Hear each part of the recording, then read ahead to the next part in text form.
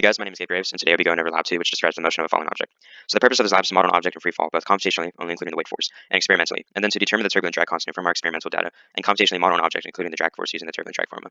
So this is also done to become more proficient in modeling and predicting motion with a non-zero net force. The key equations that we're using in this lab would be Newton's second law, which is that the net force is equal to the sum of mass times acceleration, and this is especially apparent whenever terminal velocity is reached, where the drag force is equal and opposite to the weight force, and thus there's zero net force, and also Newton's third law, where basically so every action has an equal and opposite reaction. And in this case, as an object falls through the air molecules, it is hitting air molecules, and air molecules are pushing back on the object, causing an equal opposite reaction or force, and thus it creates a drag force.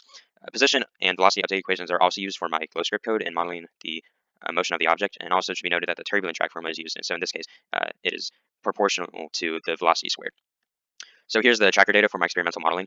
Basically, I used a notebook because of its area and also weight, so this can make the drag force more apparent, especially at the time it takes to hit its terminal velocity. And from this, then I was able to then get the experimental data that I needed for my computational modeling. So here's the experimental data that I collected.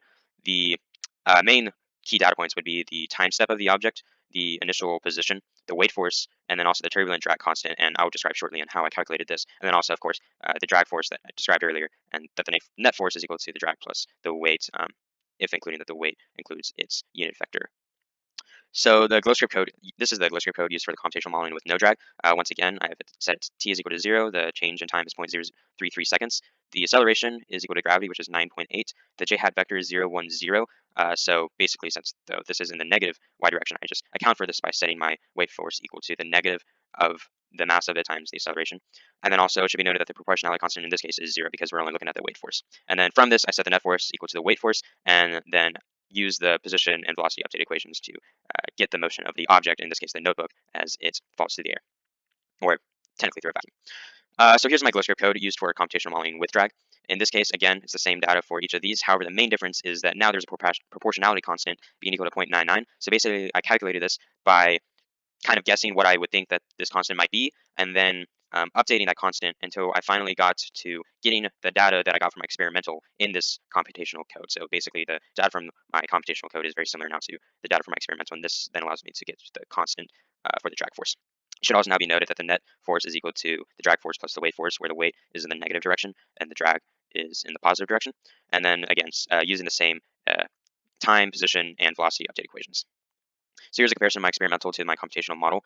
In this case, you can see that the computational with no drag is quadratic. However, my experimental and model with drag start off sort of quadratic, however, become more linear as time progresses. And this is due to the object actually hitting its terminal velocity. And so this actually kind of answers our what does it mean? So basically, as I described earlier, the experimental and model with drag do eventually hit its terminal velocity due to the drag force being equal and opposite to the weight force, and this causing zero acceleration, so zero net force.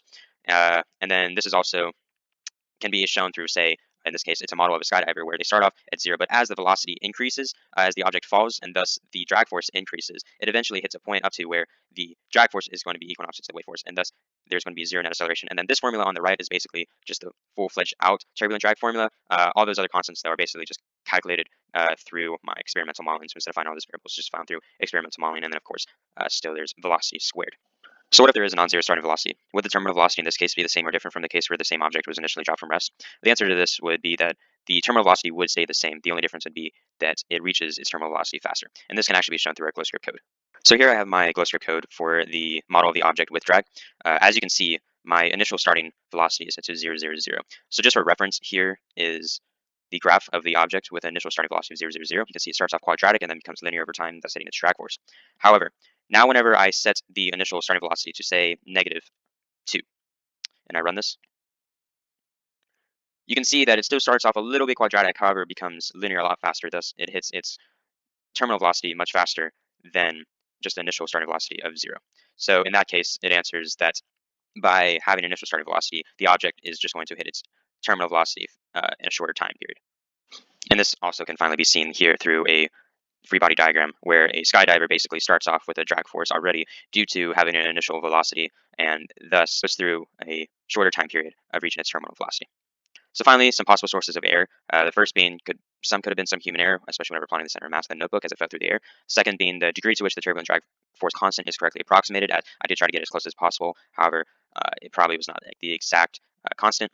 And finally, the drag force constant is more of an average, as the area of the notebook is directly facing the wind changes as the notebook falls, and so therefore the constant does change over time throughout the falling of the object, or as it is in free fall.